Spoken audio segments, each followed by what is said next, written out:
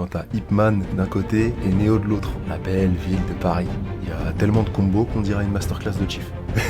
Ouais, mais tu mets toujours la même note. Ok. Apex, tu peux dire bonjour avant d'arriver? Gun, vague d'ennemis, combat, secte, Mustang, un homme seul contre tous. Contexte. Tu es prêt, John? Oui.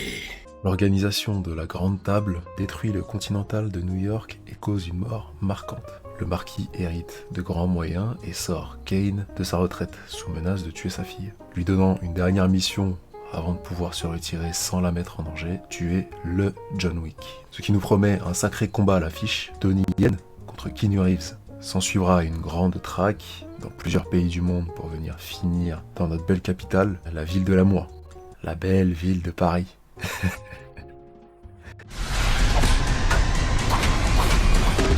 Je commencerai en disant qu'une grande partie des plans est juste incroyable. La décoration, les lieux de tournage, les prises sont vraiment magnifiques. On remarque que la réalisation a un attrait pour les grandes galeries vitrées, le combat final de John Wick 3 se finissant d'ailleurs dans l'une d'elles. La couleur rouge est beaucoup mise en avant dans le début du film, peut-être en présage d'une énorme mare de sang, peut-être. J'ai été vraiment surpris de l'importance accordée à l'esthétique dans ce film, autant dans les angles de caméra parfois atypiques que dans les choix de lieux de tournage.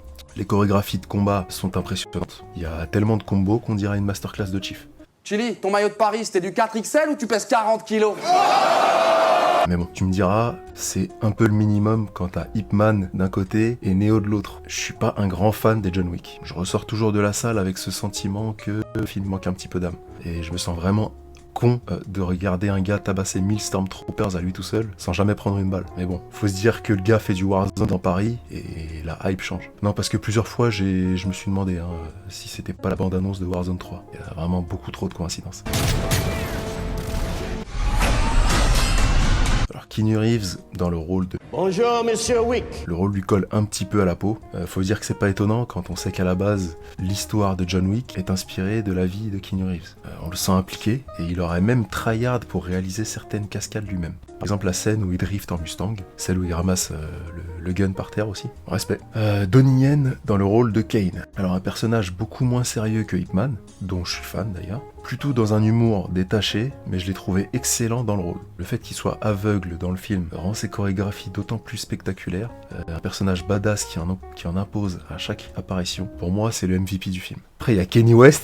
Il lui ressemble trop, c'est trop. J'étais obligé. Alias Person. Alors, il apparaît très tacticien et badass avec un armement original et son chien. Il se fait appeler Person. J'ai apprécié le clin d'œil à Ulysse de la mythologie grecque. Il sera un peu délaissé par la suite. C'est un personnage un peu incomplet, mais bordel, qu'est-ce qui ressemble à Kanye West? Autrement, je pense que cet acteur peut facilement endosser un rôle principal à la John Wick dans un autre film. J'ai bien aimé son jeu, donc c'est une affaire à suivre. Alors il nous reste le Marquis. Je parlerai des autres personnages, je trouve qu'ils sont pas assez présents dans le film pour me fatiguer avec ça. Alors le Marquis, je l'ai trouvé très charismatique et impactant.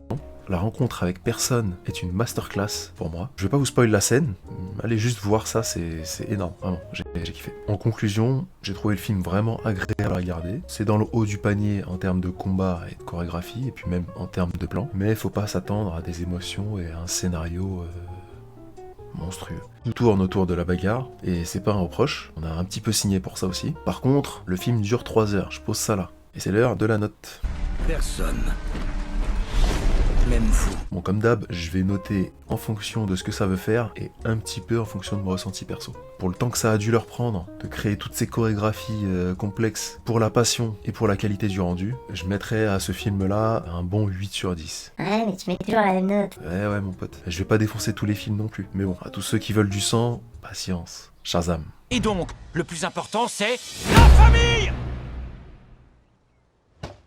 Bon les copains, vidéo un petit peu plus sérieuse, un petit peu plus pro. Je sais, le micro c'est un peu galère, va falloir que je change assez rapidement, je sais pas si ça vient du câble ou du mic. En attendant, ce que je vais te demander à toi, tu le sais, le like ou le dislike, l'abonnement ou le désabonnement, le partage ou le partage. Bon allez, peace.